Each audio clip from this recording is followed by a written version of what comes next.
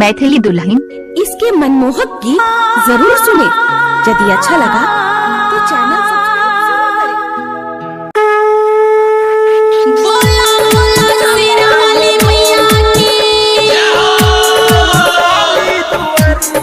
Champaran recording studio Delhi. Raja Patsoni. चला ये भौजी मैहर नगरिया पूजल माँ से रबाली दुवरिया। चला ये भौजी मैहर नगरिया पूजल माँ से रबाली दुवरिया।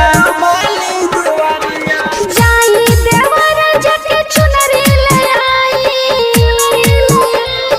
जाई देवर जके चुनरी ले आई।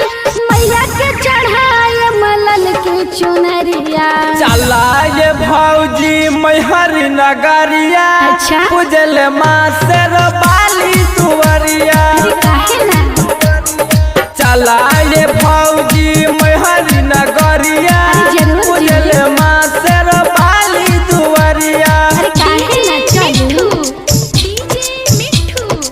राजा पटसोनी।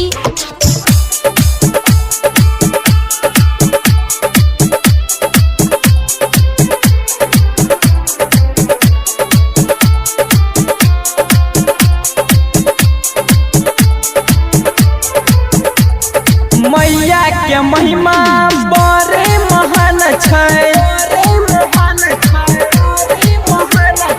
मैया के महिमा छै बड़े महान है। पूजे छै भौजी दुनिया जहान है। नवमी के दिन मके करब पूजनिया।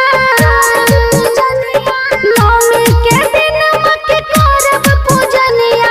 जाई बाजार देवर लाई चुनरिया।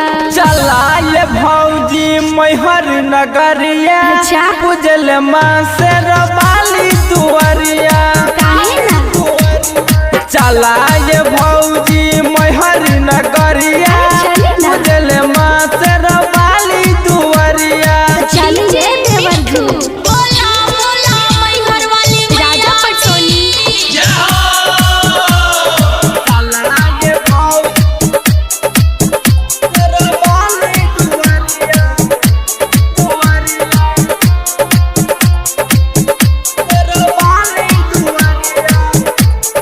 पंडा बुलाई भौजी कल पूजनमा। पंडा बुलाई भौजी कल पूजनमा। भैया से भौजी मंगियो ललनमा। राइटर सुदिन लिखे माई के गाना। राइटर सुदिन लिखे माई के गाना। गुड्डू गोल्ड गावे माई भजनिया। चला ये भौजी मैहर नगरिया अच्छा। पूजल माँ से रबाली दुवरिया। चले ना चला ये भौजी